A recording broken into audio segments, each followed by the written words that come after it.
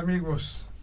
Muy buenos días. Como todos los lunes estamos aquí con ustedes en su programa de La Conjura, y no precisamente para conjurar, sino para comentar, analizar lo que acontece en la República Mexicana y por supuesto en la entidad veracruzana. Hoy no nos acompaña nuestro amigo Carlos Luna Escudero porque está atendiendo por allí un curso de conferencias sobre salud social. Abel, y bueno, pues qué interesante, nos va a traer muy buenas noticias, sí, el contenido de ese curso de conferencias. Y hablando de salud social, Abel, es preocupante lo que se advierte en el panorama nacional y lamentablemente también en el estatal, porque aquí se cumple muy exactamente lo que dice el adagio de que la suerte del principal sigue lo accesorio. Y vamos a empezar por el principio. Respecto del panorama nacional, que digo yo que veo, o al menos yo lo veo preocupante. Fíjate que en el discurso del presidente López Obrador destaca, entre muchos otros elementos, su alergia hacia los organismos categorizados como autónomos. Se le ha ido encima al INEGI, al IFE, a la Comisión Reguladora de Energía, al Instituto Nacional de Información, de Acceso a la Información, etc. Y ahora se va también contra el Consejo Directivo de Pemex, a quien por allí, a este organismo, que ya está en un proceso de desaparición, gracias a una ley, a una reforma de ley que está introduciendo Morena en el Congreso para desaparecer la dirección colectiva de Pemex y convertirla en una dirección ejecutiva, es decir, que la gobierne el director de Pemex, pero obviamente el presidente de la República, tal y como se venía haciendo hace 15 años todavía. Esto es muy preocupante porque de alguna manera institucionalmente hemos venido progresando, creando, generando instituciones autónomas que no dependan del capricho o de la opinión de una sola persona o de la autoridad que en un momento dado se está ejerciendo en calidad de presidente de la República. Y ese panorama sí es bastante preocupante porque es un dar reversa a todo lo que se ha venido haciendo. Y lo vemos es decir, el presidente de la República en sus conferencias mañaneras, que pudiéramos calificarles más bien de dictados de prensa, ¿no? Porque él es el que impone la agenda. Él dice muchas verdades y descubre muchas cosas a la opinión pública que nosotros conocíamos ya, de las que nos hemos venido quejando, por qué no se ha hecho esto, por qué no lo otro, y él en sus conferencias de prensa y en su accionar político administrativo ha venido poniendo muchas cosas en claro. Eso es muy positivo, es muy positivo, pero a cambio de uno viene la otra, ¿no? ¿Cómo ves tú esto? Es preocupante, Alfredo, estimado auditorio, preocupante que la vida institucional de nuestro gobierno esté siendo de alguna manera medio resquebrajada por esta actitud del presidente de la República. Tú dices, me llamó mucho la atención, alergia, ¿no? Alergia a los organismos autónomos, pero yo digo alergia a todo lo que tiene que ver con la institucionalidad de nuestro gobierno. Y me recuerdo cuando hace mucho tiempo, no sé si en la campaña intermedia fueron 3, ¿no? En la de en medio todavía en algún momento dijo al diablo con las instituciones. En esta última 2012. Sí, en esta última campaña ya fue muy moderado y le subió el tono conforme las encuestas lo favorecían, que lo favorecieron siempre hasta la encuesta mayor, ¿no? Él siempre esa alergia la ha tenido siempre con las instituciones que de alguna manera no van a estar bajo su control. Y hoy que ya es presidente de la República, lo vemos como su actitud de rechazo y de descalificación permanente para justificar posteriormente la eliminación de tal o cual forma que tengan estas instituciones autónomas o como parte de la estructura de gobierno. Es muy delicado porque estamos viendo un gobierno de una sola persona, ¿no? Un gobierno de una sola persona. Todos los días de manera estratégica saca su boletín parroquial, su boletín de la agenda, ¿sí? Que es un boletín parroquial, lo dije a propósito, y marca la agenda del día. Y como tú dices, pues él es el que la determina. Cuando le preguntan algo que no le parece o que le incomoda, le da la vuelta, y si no le da la vuelta, te enfrenta, pero sin contestar realmente lo que se le pregunta. Y por otro lado, pues en la vida diaria de este país ya no hay más tema que el tema que él puso en el boletín parroquial. Una manera muy estratégica de ir conduciendo la vida de nuestro país. Yo pregunto qué pasará si mañana pasado ya la gente, los periodistas, los medios dejan de ir. Ya estoy casi seguro que están yendo con mucha flojera, casi a fuerza.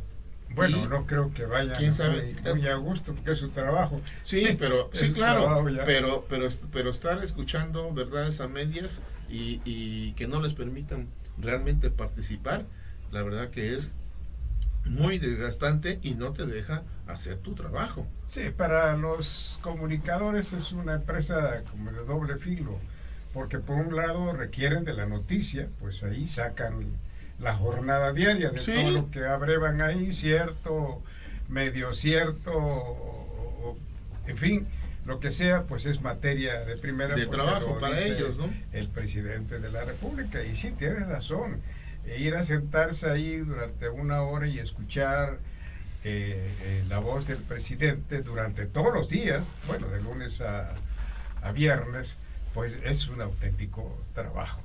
Pero es interesante porque al menos estamos viviendo en México algo inédito en nuestro país, porque hemos estado escuchando al presidente de la República pues todos los días, cómo resbala, cómo tropieza, como lo apuntaste, dice medias verdades, y cómo se le va encima a quienes él quiere o denostar o exhibir como corruptos, y al final pues se quita todo el golpe con la disculpa. Y esto es preocupante. Es preocupante porque quien lo dice es el presidente de la República, es la más alta investidura en México y la dignidad presidencial debe preservarse por todos conceptos. Vamos a dar otro giro sobre esto del presidente de la República, acerca de ese accionar tan dinámico, Abel, que lo ha caracterizado siempre y sobre todo a partir de que gana la presidencia de la República a partir del 1 de julio pasado.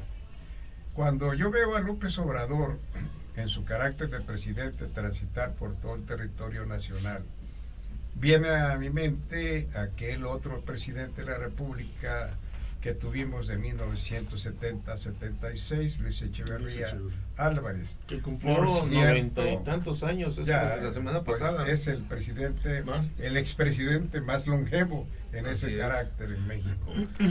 Y bueno, Echeverría hacía justamente lo mismo, o más bien López Obrador está haciendo justamente lo mismo que hacía Echeverría, transitar por todo el territorio nacional, diciendo discursos y en ellos pues haciendo ofrecimientos que la verdad yo dudo mucho que pueda concretar. No digo que lo haga de mala fe o para engañar, no, simplemente él llega y quiere que las cosas que piensa pues se hagan realidad, y ojalá así fuera, porque caramba, en 6 años daríamos un paso gigantesco hacia la modernidad en México. Tal vez nos vamos a parecer a Dinamarca. Desafortunadamente no es así.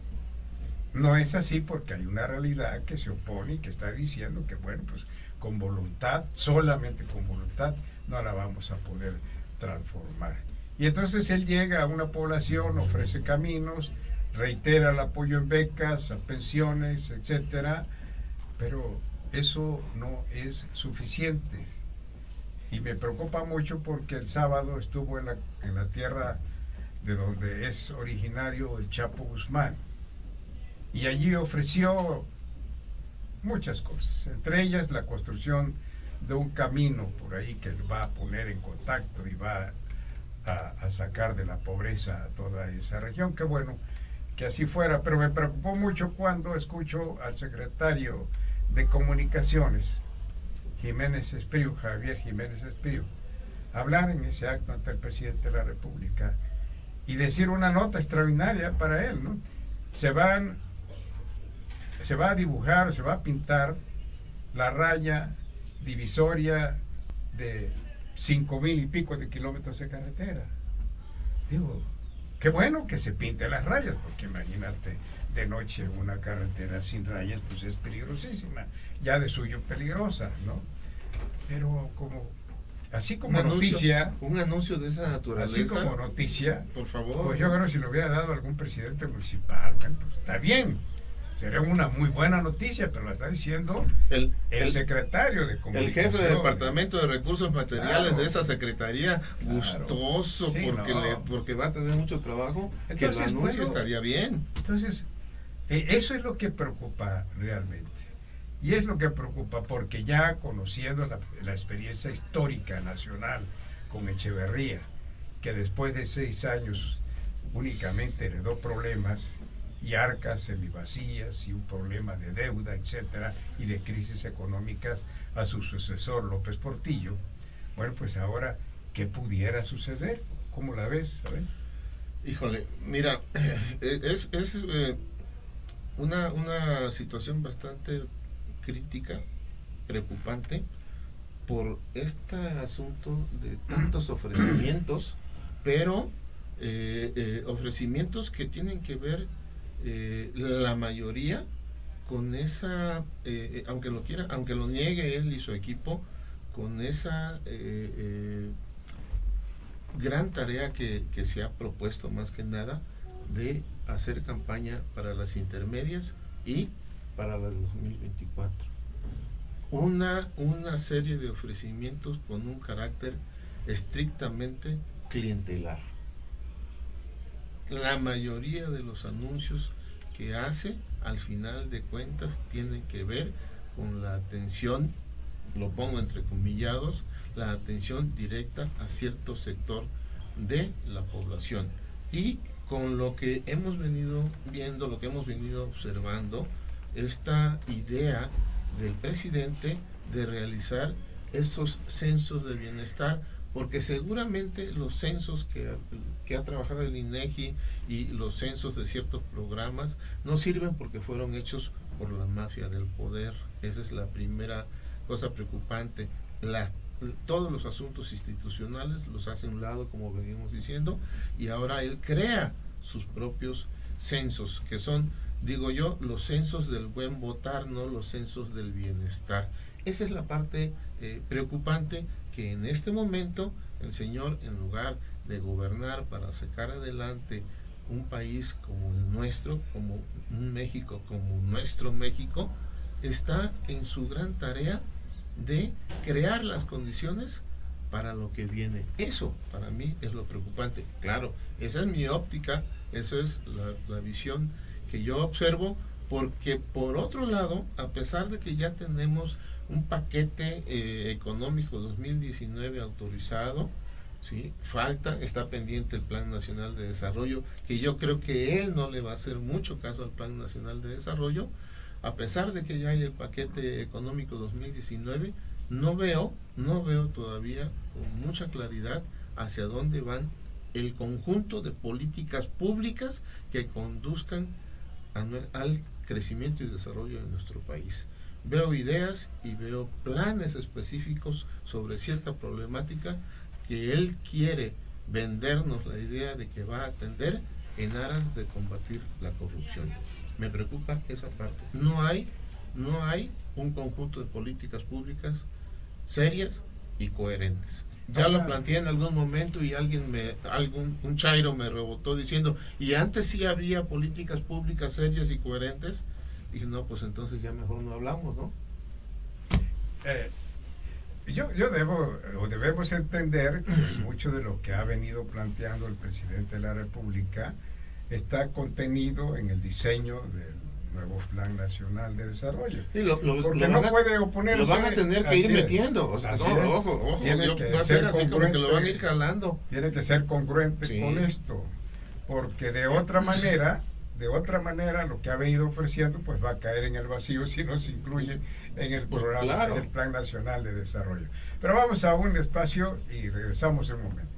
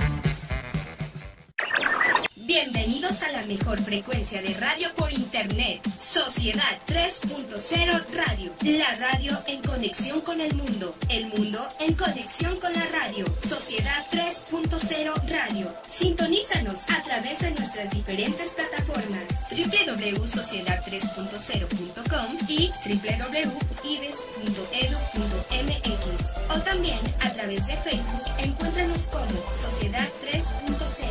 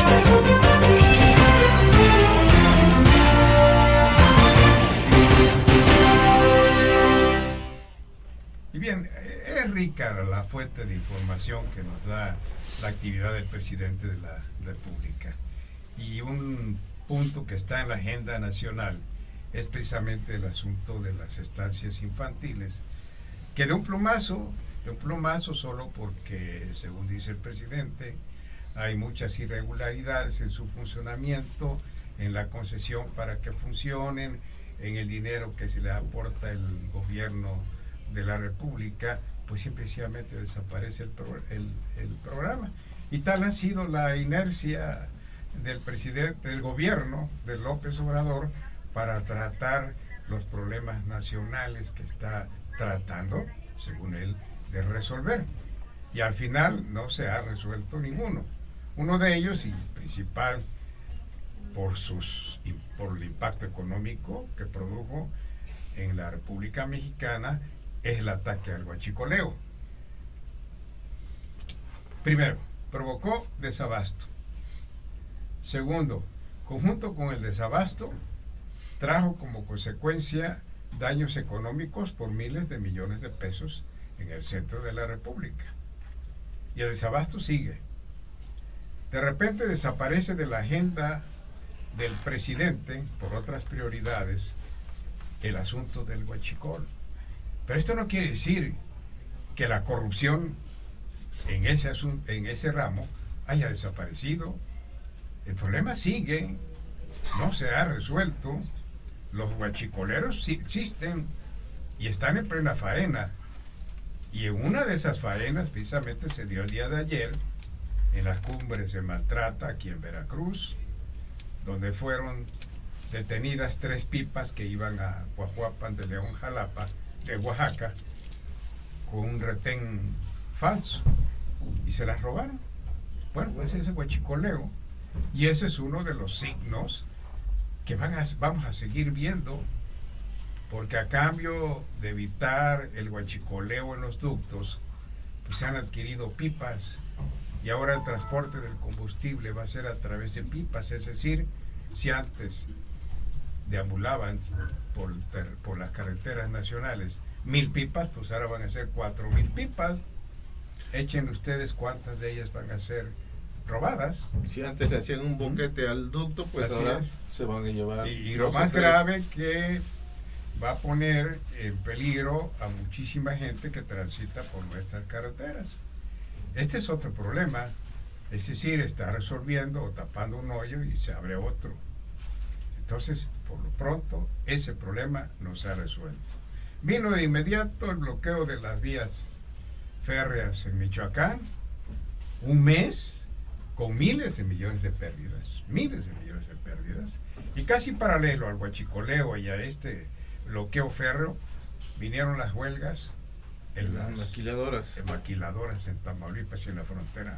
Y que algunas están cerrando. Una por lo pronto ya se fue y por ahí mandó a hacer una manta y dijo: muchas gracias, nos vamos, pero no nos conviene seguir acá. Y consecuencia, algunos cientos de mexicanos en el desempleo. ¿Por qué? Habrá que preguntarle cuál es el fin de esto al gobierno de México. Y como ese asunto, hay muchísimos más. El asunto de las estancias infantiles, que simple y sencillamente porque hay irregularidades, bueno, pues hay que desaparecerlas, ¿no? Y con desaparecerlas, pues ya no hay corrupción en ellas. Si es así, es como matar al mensajero de un problema, ¿no? Así es. Sí, híjole, ya no hay un calificativo que no me vaya a tachar como grosero o lépero. Mi compañero en la cabina de radio, Mariano Fragoso, nos obsequia jueves a jueves una frase que tiene que ver con alguna de las actividades del presidente o de las consecuencias de sus actividades o de sus dichos, y una de ellas que ahorita me vino a la mente es: le pueden crecer los enanos al presidente, nos decía hace dos semanas, me parece, y sí le están creciendo los enanos al presidente, porque en todas estas acciones, que muchas de ellas bienvenidas porque tienen que ver con la lucha contra la corrupción, nunca hemos dicho lo contrario, bienvenidos, pero da la impresión que no obedecen a acciones planeadas, organizadas desde la instancia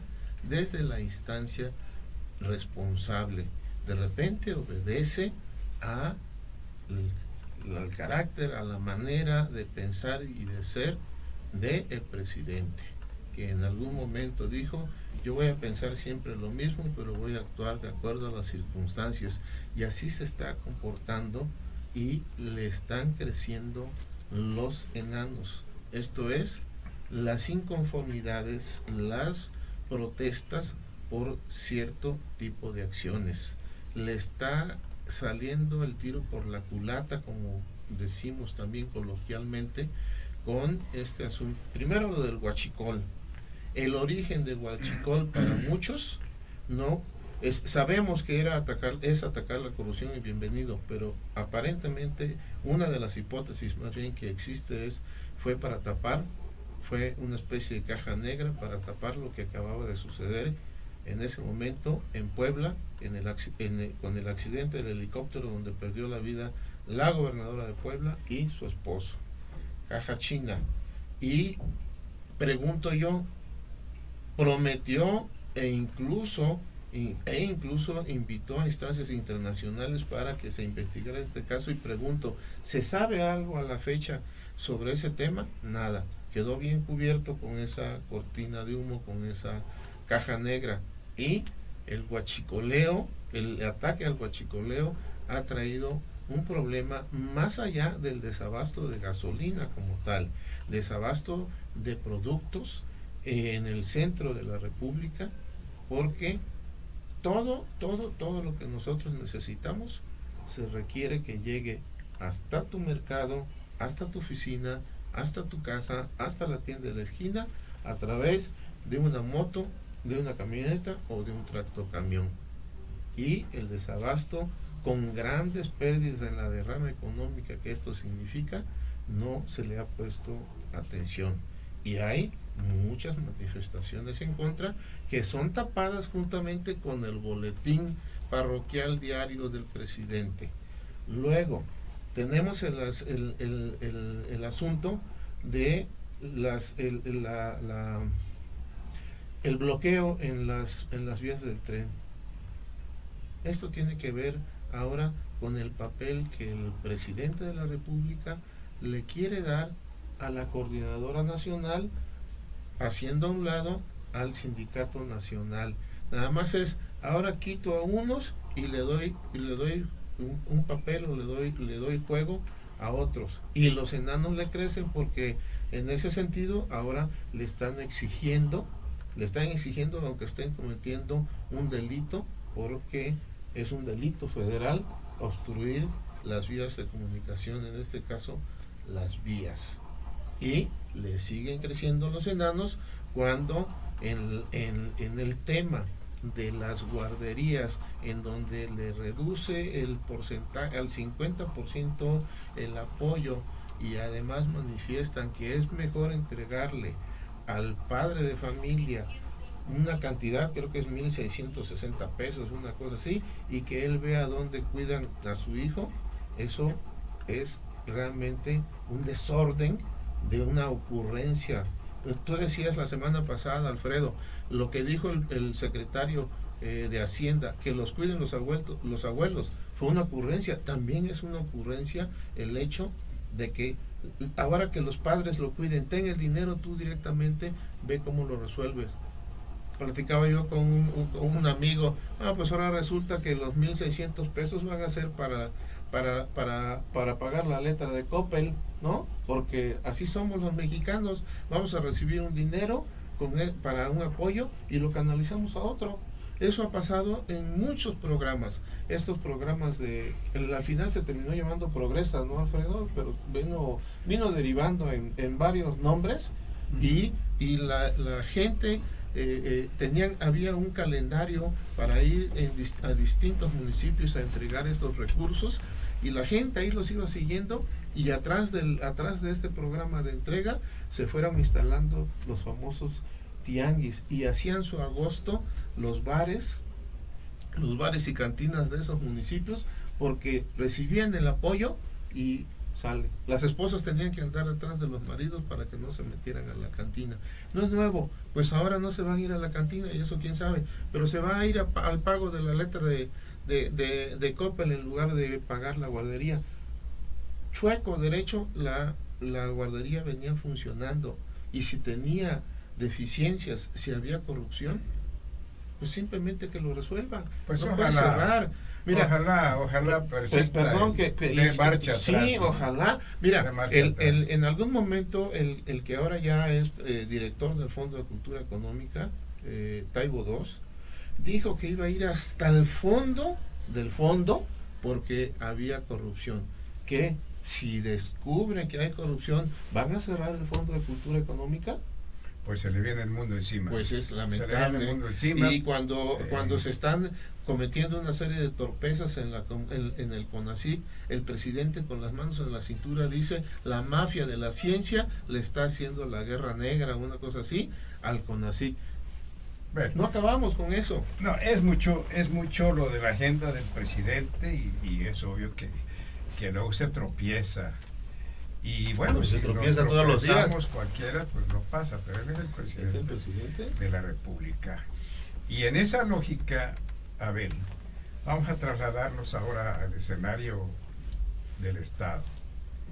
En esa lógica me viene a cuento la declaración del gobernador Cuitlahua García, apenas ayer, cuando hace referencia a que tanto el exgobernador Yunes Linares y el fiscal Jorge Winkler aprovecharon el vómito negro de quienes acompañaron en el despojo a Veracruz a Duarte de Ochoa para quedarse con los beneficios de ese vómito negro.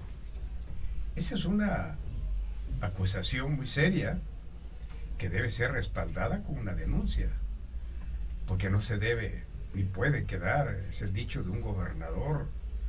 Un gobernador no puede utilizar tampoco su cargo, como lo hace igual el presidente de la República, para decir que fulanito de tal o sutanito son corruptos.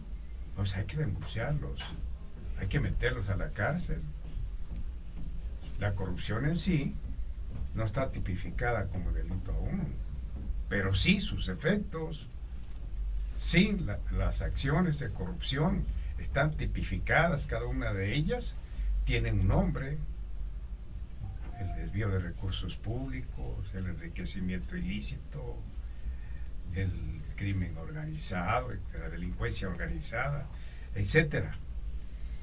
Pero no se puede decir que el exgobernador fulano de tal hizo esto y esto pues se queda ahí como simple noticia para que nos enteremos todos. Bueno, pues sí, ya nos enteramos. Ya sabemos, como tú decías. Ya nos enteramos. Ya sabemos. Porque además el rumor siempre corrió. ¿Y por qué? Bueno, pues era muy lógico. La opinión pública veracruzana advertíamos cómo a unos sí se metía a la cárcel y a otros no. ¿Y por qué no? Es un cuestionamiento que siempre estuvo en el tapete de la discusión estatal.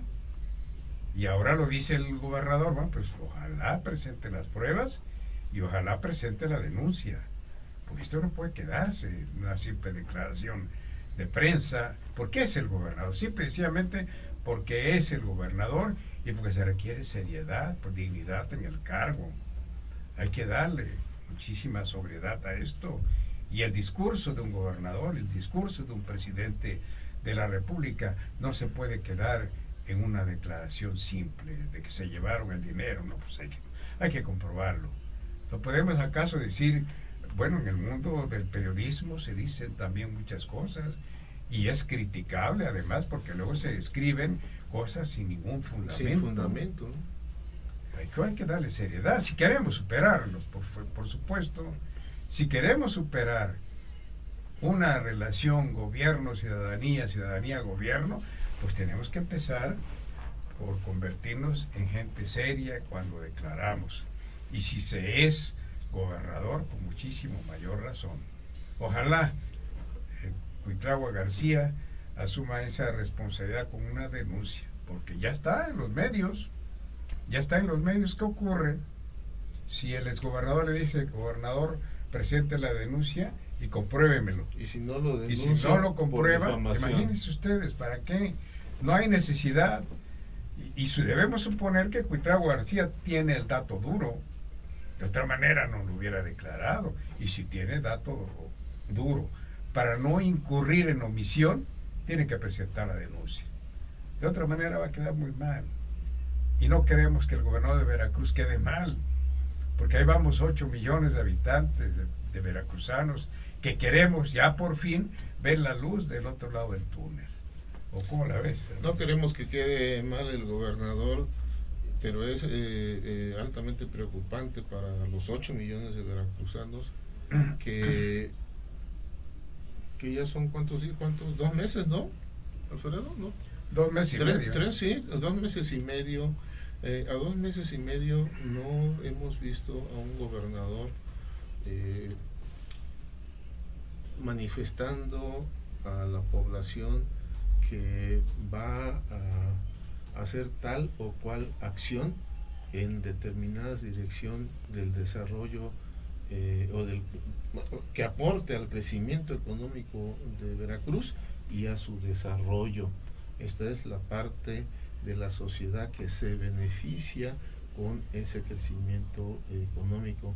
Estamos hablando de una entidad federativa muy grande, 8 millones de habitantes, con un litoral que no tiene ninguna otra entidad de la federación, y si me equivoco me corriges, Alfredo, con una riqueza en su vocación del suelo, como pocas entidades federativas, ¿sí? Y en ningún momento hemos escuchado al gobernador que haga una manifestación en ese sentido. Por ahí se acercó algún empresario al gobernador y entonces ya anunciaron que van a crear empleos en no sé qué cosa y demás, pero no hay una línea de conducción que salga de la oficina del gobernador, ni de la Secretaría de Finanzas y Planeación, que esa es su función, planear, y que ayude a la oficina del programa de gobierno en esa toma de ruta de lo que debería de ser Veracruz. Y no tenemos esa posición del gobernador. Eso es lo preocupante. Se ha obsesionado el gobernador con el caso del fiscal general. Hacer a un lado al fiscal general con todas las agraviantes. El fiscal general seguramente que no es una perita en dulce y que a lo mejor sí haya motivos para no querer tener a un fiscal con esas características, pero no le corresponde al gobernador estarse distrayendo en eso. Y por otro lado, en esa distracción les falló la estrategia, Alfredo, les falló la estrategia de quererlo enviar su caso a la Suprema Corte de Justicia para juicio político, y entonces ahora va con el gobernador, con el ex gobernador. Falló la primera estrategia, ahora van sobre el ex gobernador. Atacar al gobernador, que seguramente ellos piensan que tienen cola que le pisen, pero si no se lo comprueban, ya hicieron el oso, ya falló la estrategia de quitar al fiscal general de acuerdo a lo que ellos consideraron que era factible, ¿sí? El juicio político ya les falló. Ahora se van contra el exgobernador, porque es evidente que el exgobernador está atrás de Winkler, ¿no? Fue él quien lo puso. Bueno, y va a ser un oso tremendo si les falla. No porque el exgobernador le diga ahora me lo demuestras y haga el oso. No, va a ser doble oso, porque entonces tampoco les va a resultar la expulsión o la renuncia de Winkler. Bueno, y en eso se da esa paradoja justamente. Hace un momento decía yo que presente la denuncia, y obviamente quienes nos escuchan, la primera pregunta que era, bueno, pues, ¿cómo va a presentar la denuncia? Justamente contra uno de los denunciados, porque es el fiscal. Sí. Es a quien tiene que... Pero de todos modos, si tiene datos, tiene que presentarlo. Si no es cómplice. Ya si el fiscal forma parte del paquete de denunciados, bueno, pues habrá allí un conflicto de interés, y eso es otro cuento. Vamos a un espacio y regresamos en un momento.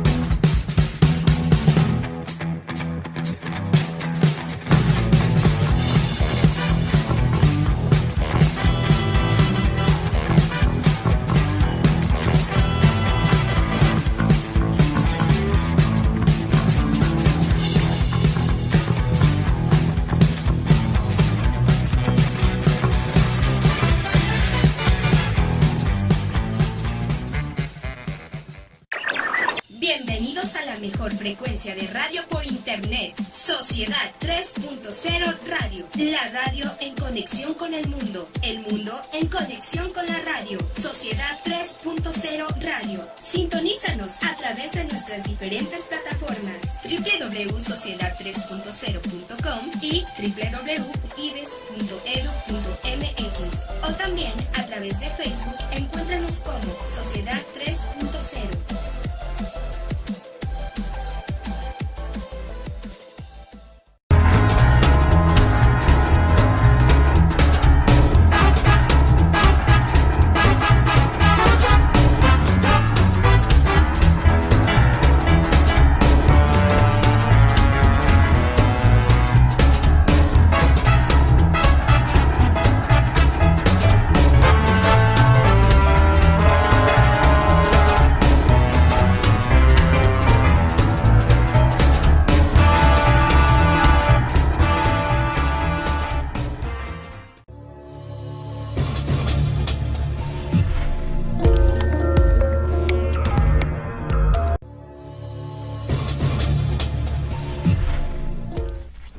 Y bien, a ver, pues hay muchísimo material para comentar acá en el estado, y el tiempo es lo que menos tenemos. Ya estamos en el último segmento de esto, pero respecto de Veracruz, qué preocupante debe ser, a ver, para el gobernador del estado, para el secretario de gobierno, ese diferendo tan ácido que hay con el arzobispado de Jalapa. La iglesia, como sea, es un factor de poder, es un poder fáctico, fuerte, consolidado por siglos en la República Mexicana, y no nada más en México. No nada más en México. Y aquí pues ya van 2 semanas. La semana pasada el arzobispado por ahí publicó un comentario muy ácido en contra del buen gobierno. Análisis. Muy ácido, pues que habrá lacerado la dignidad, supongo yo, del gobernador, ¿no? Lo habrá preocupado, porque es sumamente preocupante esto. Con la iglesia no nos metamos. Esa es una de las primeras premisas, caramba. En el Quijote, Cervantes dijo: con la iglesia hemos topado, Sancho. Esa frasecita pues tiene sabia. Un significado extraordinario que todo político debe tener siempre en mente. Y acá, obviamente, no es que lo hayan buscado, pero caramba, pareciera que hay una forma imprudente de decir las cosas, y se ha utilizado la primera. En este video que circuló, en donde el actual secretario de gobierno da una conferencia y se refiere a la forma en cómo la iglesia, ahí sí lo dijo en su discurso, en su intervención, que se toman datos de las confesiones y luego para formar las homilías. Bueno, pues esto sí alertó mucho a la iglesia y hubo una respuesta bastante severa. Ya lo aclara el secretario, esto lo dijo cuando era un ciudadano, no era secretario aún, porque es un video de noviembre. Vamos a concederle eso, que es cierto, no es un video que haya hecho el viernes pasado, como se dijo. Manos por ahí hicieron ese trabajo, pero el trabajo también del gobierno es vigilar que esto no ocurra, y ocurrió. Y entonces son 2 semanas consecutivas de ese diferendo con la iglesia, y cada vez se complica más la aveniencia, porque lo que se dice por parte del arzobispado, aparte de cierto, porque hay falta de operatividad política, pues lastima a un lado, preocupa a un lado y también a la sociedad, porque nosotros lo estamos viendo. Y cuando se obstaculiza de esta manera la marcha de un gobierno, pues entonces tenemos que, como sociedad, que ponernos alerta, porque nos va a afectar a todos. Claro. porque cuando un gobierno no está funcionando, pues no están funcionando los programas de gobierno, y entonces todo lo que se pudiera traducir en beneficios colectivos deja de hacerse, y esto obviamente impacta el bienestar colectivo, porque ahí van los asuntos de salud, ahí van los asuntos de inseguridad, ahí van los asuntos de educación, los asuntos de construcción de infraestructura, etcétera, que no vemos por ningún lado todavía. Entonces esto es preocupante. Ojalá haya una negociación, un acuerdo entre ambas partes, iglesia y gobierno, de tal manera que no se ensanche más esa brecha tan abrupta que se ha venido abriendo, ¿no? Y que traería severas consecuencias para el proyecto del presidente Andrés Manuel López Obrador, porque la Iglesia Católica tiene un peso muy importante. Estamos hablando de más de 80 millones de mexicanos católicos. Y por supuesto, ven que el presidente de la República ayer mismo dijo, no sé si por lo de Veracruz o no, con la iglesia no nos metemos, no queremos problemas, ¿no? Claro, pues él sabe de qué está hablando. Pero fíjate que si es delicado, tienen que cuidar. Ya lo dijiste, yo no vi esa declaración, pero sí, con la iglesia no. Y no es por ese poder de la iglesia, que lo tiene, ¿sí? Pero así como el presidente de la República en sus conferencias mañaneras se dirige al pueblo de una forma, le dice lo que el pueblo quiere oír y cómo lo quiere oír, por eso sus frases prefabricadas, o sea, no se le ocurren de la noche a la mañana, sus estrategas le van poniendo, ¿sí? Y el pueblo le está respondiendo porque les dice lo que quiere oír. La iglesia también, la iglesia que puede ser discutible, y yo no me voy a meter a discutir, a dialogar y hasta ahí, pero la iglesia tiene la obligación de señalar las cosas que no están funcionando para bien de la colectividad, ojo, de sus feligreses. Y en ese sentido fue la opinión del vocero de la arquidiócesis de Jalapa. No dijo, oye tú gobernador, o oye tú ejecutivo estatal, tienes que hacer esto, esto y esto. Le señaló lo que no está haciendo bien y se lo hace ver ¿a quién? A sus feligreses. Esa es su obligación. No se está metiendo con la iglesia, pero en la manera torpe en que se han venido conduciendo nuestro gobernador, el secretario y el secretario de gobierno, sí pueden incurrir en el error de meterse con la iglesia. Y bien dice López Obrador, el presidente, con la iglesia no. Eso es de mucho cuidado. ¿Por qué? Porque, repito, hay entre 80 y 82 millones de mexicanos católicos guadalupanos, que si bien en estas elecciones muchos mexicanos votaron por López Obrador, igual si se meten con la iglesia se les puede revertir. Y la otra, el video que están que comentas, yo no lo he visto, la verdad que a veces a lo mejor hasta pudiera ser responsable de mi parte por el compromiso que tengo de compartir con usted, con el auditorio, la problemática de nuestro estado y de México. Me pudiera ser responsable que de repente ya es cansado darle seguimiento a tanta cosa, ¿no? Y de este video no lo he visto. Y bien dices, es un video que no se cuidó, habla del desaseo del gobierno actual, que no se cuidó, que se manejara como se manejó, y es un video del año pasado, ¿no? Cuando no era secretario de gobierno Eric Cisneros. Pero ojo, hace rato yo decía, el presidente de la República, cuando tú hablabas de la alergia A, yo decía, el presidente de la República vino diciendo siempre, ¿sí?, al diablo las instituciones, y hoy lo está llevando a cabo. Es lo que él sentía, es lo que él quería. Y hoy el secretario de gobierno no va a poder defenderse mucho de lo que opinó cuando no era secretario de gobierno, pero es lo que siente, es lo que él piensa cuando lo manifestó de ese modo.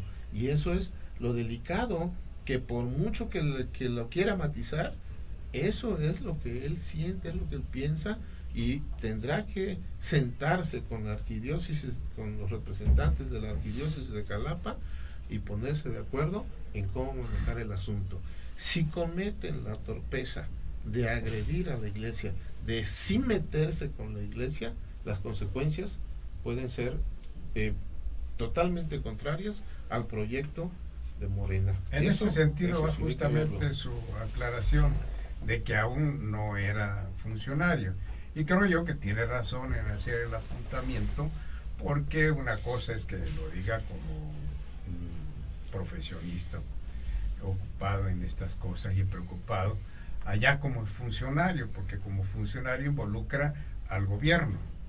Y ese fue justamente, creo yo, pero es lo que piensa, el sentido de eso. Bueno, es lo que piensa, como pensamos cualquiera que pudiéramos acceder a un cargo de responsabilidad gubernamental. Una cosa es decirlo como ciudadano y otra cosa ya asumiendo el cargo que se tiene. Claro. Una cosa es Andrés Manuel López Obrador candidato, y otra muy diferente que lo diga ya como presidente. Pero no, ya no lo dice. Muy difícil. Pero ¿sabes ¿no? qué? Lo grave, y por eso yo lo traje a colación, Alfredo, el presidente ya no dice al diablo con las instituciones, no lo dijo en esta campaña. No lo dice, pero en los hechos claro, lo está haciendo. Claro, y por así eso es. el símil que yo hago, si el señor Cisneros lo dijo cuando no era funcionario de gobierno, así lo piensa, y él se va a conducir, no lo va a volver a decir, claro que no lo va a decir, pero su yo interno piensa así y sus acciones van a ir en ese sentido. Y el problema no es tanto que diga, sino que lo va a hacer de N maneras, no sabemos cómo. No, bueno. Y es donde va a ver si lo hace. Ojalá, yo sugiero que al final de cuentas no pasa nada, y lo puedes saber todos los veracruzanos. Se reunió el secretario general de gobierno de Veracruz con el vocero de la arquidiócesis de Jalapa, el presbítero Suazo, y se pusieron a dialogar sobre este tema, y punto, y que se pongan de acuerdo, y no tiene por qué ser escondidas, y no va a ser, seguramente que eso va a ser más aplaudido que si lo quieren ocultar. Entonces, eso yo creo que es lo que sigue, porque si no, las consecuencias, yo creo que tiene más que perder el gobierno que ganar. Bueno, sí, por supuesto. Esta dupla, no me cabe la menor duda que eso tiene que, y debe tener muy preocupado tanto al gobernador como por supuesto al secretario de gobierno, y en este momento pues ya habrán intercambiado por allí algunas opiniones, y bueno, pues yo no fui es decir, pero sí es importante ese señalamiento, lo dije como ciudadano, porque además es muy diferente. Obviamente como funcionario no deja de ser ciudadano, pero ya tiene la calidad de un servidor público, y ahí sí cambia diametralmente su posición. No es lo mismo que lo diga Alfredo Bielma, ciudadano, periodista, opinador, etcétera, lo que fuere, que lo diga el gobernador o el secretario de gobierno, porque ya ahí hay partes inherentes a una función que tienen un significado muy especial. Pero bueno, ahí está ese punto que es real, que acontece acá en el estado de Veracruz, como muchísimos otros. Y a ver, bueno, pues vamos ya nos quedan pocos minutos, pero no podemos soslayar el asunto de la inseguridad pública, que es otro de los grandes problemas que tenemos los veracruzanos, no ahora, por supuesto, no provocado por el actual gobierno, sí que nos viene ocurriendo de hace ya 15, 16 años con mayor acento. La inseguridad siempre ha habido, delincuencia siempre ha habido, pero ciertamente se ha subrayado en los últimos años. ¿Y qué decir de los últimos meses? ¿Y qué decir de las últimas semanas?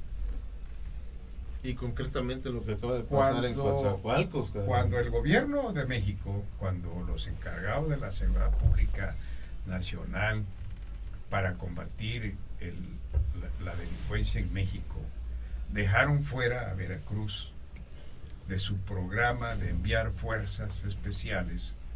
Por aquí en Veracruz, bueno, recursos están presupuestados, pero la idea de no mandar refuerzos policiales a Veracruz, por aquí alguien desde el gobierno dijo, ya ven, no estamos en situación tan difícil, porque el gobierno pues está privilegiando donde hay foco rojo. En donde sí hay... Obviamente lo dijo ilusamente, porque acá desde la sociedad pues nadie entendimos por qué no se habían mandado, no se mandan refuerzos a Veracruz, cuando hay focos rojos en Coatzacoalcos, en el sur del estado de Veracruz, en el centro, en Córdoba, en Orizaba, en Jalapa, en Veracruz, Boca del Río, en el norte de la entidad, etcétera. Esto era algo inconcebible que ya rectificaron. Esto nos da idea, no tanto de que no se hayan dado cuenta, sino de cómo andan también allá. Es decir, quizá no encuentran todavía el camino que la brújula les está señalando. Pues cómo olvidar a Veracruz cuando el propio gobernador del estado ha señalado que aquí operan 6 cárteles de la droga, por favor. Entonces, era algo tan incongruente, claro, que no cabía en ningún sentido común el hecho de que no mandaran que se quedara fuera Veracruz. Sí, ¿no? afortunadamente han rectificado, pero de igual manera también nos queda ese cuestionamiento, Abel. Cuando Duarte de Ochoa era gobernador, anunció N número de veces que para Coatzacoalcos iban a mandar X refuerzos, Guardia Civil, mando único, bla, bla, bla. Nunca, a lo mejor nunca los mandó, porque era mera simulación. Claro. Pero ciertamente nunca se resolvió el problema. Y ahora dice que van a mandar refuerzos. Bueno, sí. En el gobierno de 2 años, en el que acaba de sí, terminó, también eran pero yo considero, coordinación, ¿no? que aparte del número de elementos para reforzar la seguridad pública, viene también el asunto de la inteligencia, ¿no? Porque hay labores de inteligencia que luego resultan mucho más efectivas que 1000 elementos más. Claro. ¿Qué es lo que estarán haciendo en ese sentido? A ver. Y eso yo creo que eso no se está contemplando y no se está contemplando porque lo hemos visto en cosas mínimas de operación, en esta incursión que tuvo el gobernador en ¿cómo se llama? Ay, perdón, donde estaba el tiradero de basura, ¿cómo se llama? En Cozoleacaque. En Cozoleacaque, ¿no? Cozoleacaque, Mina, sí. Ajá, no, bueno, es donde iban a abrir, en Chinameca, y que fue un evento que al final casi abortaron al gobernador ahí, y por fallas de operación se dice, sí, por fallas de operación. ¿Por qué? Porque no hay un equipo de inteligencia, ¿sí?, para proporcionar la información, los elementos que le permitan al secretario de gobierno y al gobernador tener una reunión de esa naturaleza exitosa, y no que casi lo abortaron. Y resultado de ello, tan mal parado quedó porque no hay información derivada de la inteligencia, que cuando vino hace 2 semanas el presidente de la República, y como no llegaba el presidente, subió el gobernador y lo abuchearon y le gritaron que se bajara. Eso es consecuencia precisamente de que no hay un área de gobierno del Estado, que tendría que ser en la Secretaría de Gobierno, que maneje la inteligencia. Esto es la información. Si no lo hace en temas tan aparentemente sencillos, imagínense, querido auditorio, imagínate, Alfredo, cómo lo vamos a entender en materia de seguridad. Están mejor organizados los seis que dijo el gobernador, los 6 cárteles están mejor organizados que la propia secretaría. Ellos tienen información más completa, el que vende jochos en la esquina tal, el taxista, el que reparte periódicos, el que vende dulces en el centro, o los 3, 4 que venden dulces, todos son informantes de los cárteles. Ellos están más informados que el propio gobierno. ¿Eh? Nada más imagínate, es decir, dentro de todo lo malo hay la ventaja de que no se juntan los 6. Qué bueno que no se, si no, qué bueno, esos 6 bueno, no, pues simplemente qué bueno no. que no se Afortunadamente juntan. cada cual trabaja por su lado, haciendo daño, por supuesto, a la sociedad veracruzana. Esto no es de ninguna manera nada para festejar. No, claro que pero no. sí es preocupante lo que ocurre en Veracruz en muchos sentidos, entre otros, por supuesto, el de la inseguridad, entre otros en una infraestructura pésima de carretera, infraestructura urbana, y peor todavía, muchos alcaldes como el de Jalapa, como el de Coatzacoalcos, y no porque sean de Morena, no, para nada, aquí no tiene que haber nada en la política, pero lo que están manifestando en cuanto a gobernabilidad no es nada ejemplar. Y no, pues no quiere decir que no sea importante la cosa de seguridad para el gobernador. Tómenmelo como quieran, pero en la cuenta de Twitter del gobernador Cuitlahua García tiene un tweet fijado, que esta es una herramienta que todos los tweets que tú vayas compartiendo o los tuyos van pasando, pero cada vez que tú lo abres vas a ver ese mismo por la importancia que tiene, por eso lo fijas. Y el tweet que tiene fijo el gobernador Cuitlahua García es del 2 de mayo de 2018 y dice, está un video con el candidato a la presidencia, Andrés Manuel López Obrador y Cuitlahua, y dice: vamos a hacer equipo para acabar con la corrupción y la inseguridad en Veracruz. Con capacidad y honestidad es posible. Es tan importante que desde el 2 de mayo del 18 tiene fijo ese Twitter en su cuenta. Bueno, tómenlo hay 6 años por delante. Por delante, así hay es. 6 años por delante. Ojalá se concrete para el bien de los veracruzanos y de México. Pues por hoy ha sido todo en esta edición 198 y esperemos ya para la próxima semana estará Carlos Luna por acá con nosotros y nos habrá de comentar qué es los temas de la salud social que lo tienen ocupado por hoy. Abel. Hasta la próxima. Hasta la próxima. Gracias a los seguidores en las redes.